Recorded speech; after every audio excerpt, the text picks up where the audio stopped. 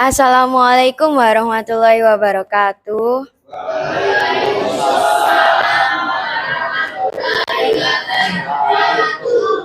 Di sini kami dari Sekolah SMK Negeri 6 Surabaya, kelas 12, Kimia Industri 2, mau menyampaikan tentang bab 4, yaitu kewarisan dan kearifan dalam Islam. Perkenalkan, nama saya Nada Aditya Pratama, nomor absen 20. Yang pertama, ketentuan kewarisan Islam. Agama Islam mengajarkan aspek kewarisan kepada umatnya dikarenakan agama yang dibawakan Nabi Muhammad SAW ini sangat menjamin hak kepemilikan atas harta, hifz al-mal, dan kelangsungan hidup suatu keluarga, hifz al-nas. Aturan ketentuan pembagian warisan terdapat dalam Al-Quran surat An-Nisa ayat 7 sebagai berikut. Bismillahirrahmanirrahim. Lirrijali nasibum mimma tarakal walidani wal aqrabun.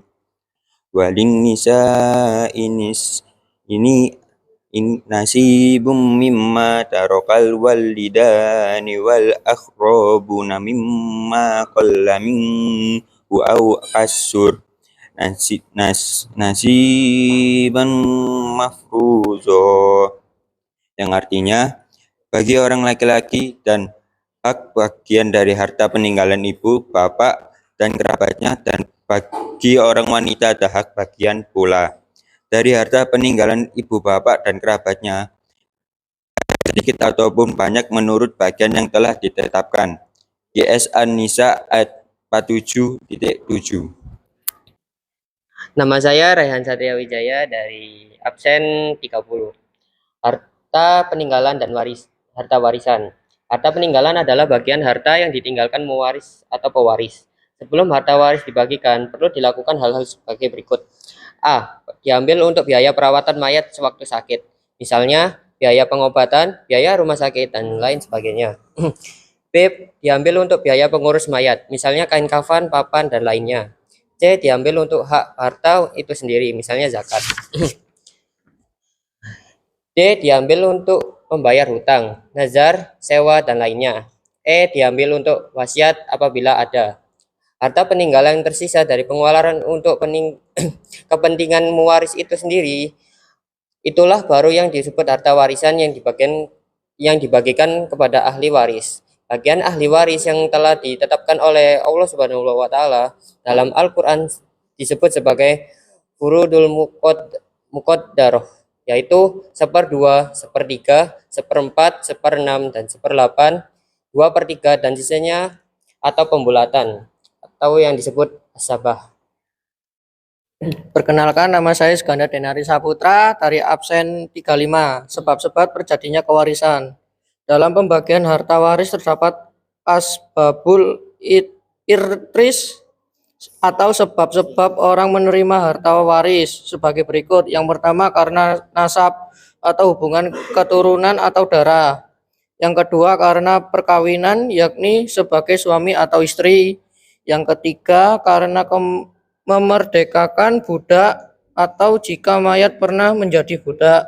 Yang keempat, karena ada hubungan sesama muslim atau jika orang Islam tidak mempunyai ahli waris bisa diserahkan ke Baitul Ma'al. Adapun penyebab seseorang terhalang menerima harta warisan adalah sebagai berikut. Yang pertama, hamba atau budak sebab ia tidak cakap memiliki sebagaimana firman Allah Subhanahu wa Ta'ala dalam Quran surat An-Nahl ayat 75. Yang kedua, pembunuh. Orang yang membunuh tidak dapat mewarisi harta dari orang yang dibunuh. Yang ketiga, murtad dan kafir. Orang yang keluar dari Islam, yaitu antara pewaris atau yang mati, murtad salah satunya. Perkenalkan, nama saya Bimadi Mustafa, absen 7. 4. Golongan ahli waris. Orang-orang yang berhak menerima harta warisan semuanya berjumlah 25 orang. 15 orang dari pihak laki-laki dan 10 orang dari pihak perempuan.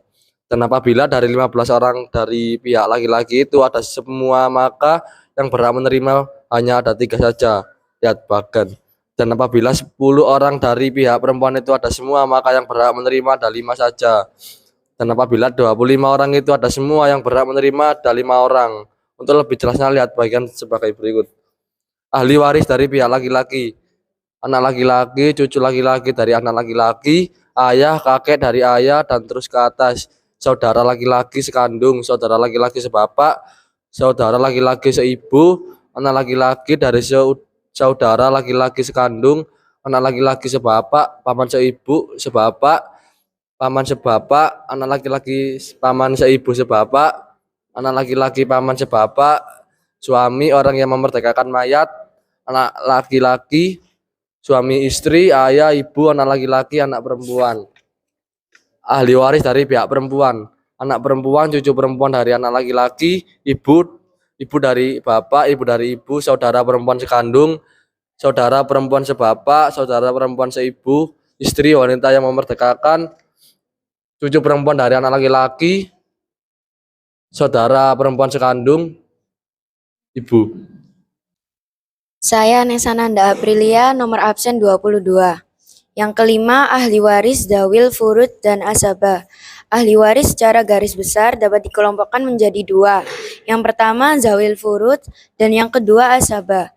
Zawil Furud artinya ahli waris laki-laki, selain anak laki-laki dan cucu laki-laki, serta ahli waris perempuan secara umum yang mendapatkan bagian harta warisan dengan pembilangan yang tetap baik besar maupun kecilnya, yaitu setengah, seperempat, sepertiga, seperenam, seperdelapan, dan 2/3 dari harta peninggalan pewaris. Sedangkan ahlul asabah ialah ahli waris laki-laki dan perempuan yang mendapatkan bagian harta warisan secara pembulatan berdasarkan prioritas dan faktor kedekatan dengan pewaris.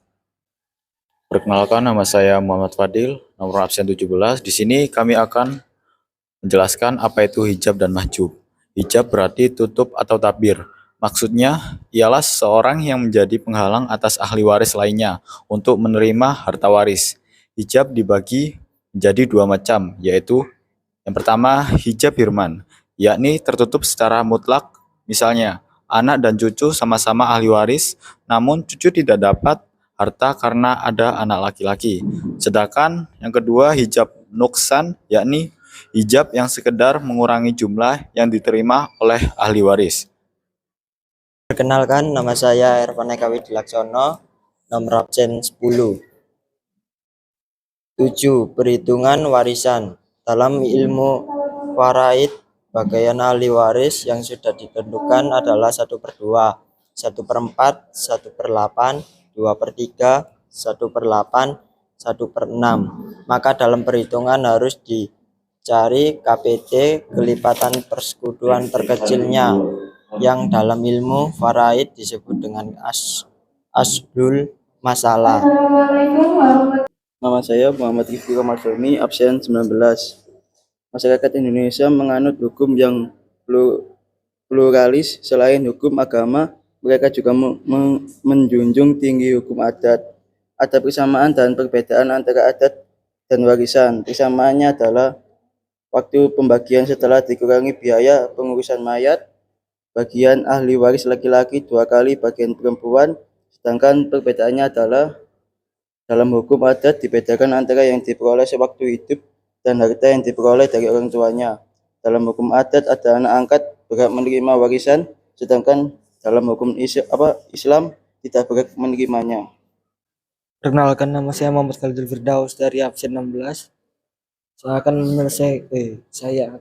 menjelaskan tentang penyelesaian sengketa waris.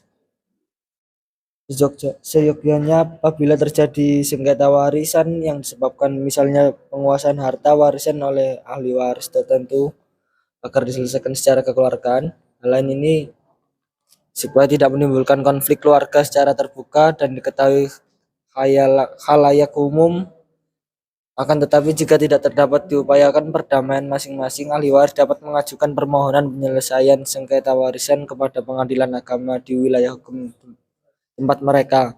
Dalam Undang-Undang Nomor 7 Tahun 1989 Bab 3 Pasal 49 yang berbunyi, Pengadilan Agama bertugas dan berwenang memeriksa, memutus, dan menyelesaikan perkara-perkara di tingkat pertama antara orang-orang beragama Islam di bidang perkawinan, kewarisan, wasiat, dan hibah yang dilakukan berdasarkan hukum Islam. wakaf, dan sedekah. Bertitik tolak dari Undang-Undang Nomor 7 Tahun 1989 itu, maka wewenang Pengadilan Agama dalam hal warisan ialah A. Menentukan siapa yang menjadi ahli waris. B. Menentukan harta mana saja yang menjadi warisan. C. Menentukan bagian masing-masing ahli waris. D. Melaksanakan pembagian warisan. Sekian dari kami, mohon maaf apabila ada salah kata. Wassalamualaikum warahmatullahi wabarakatuh.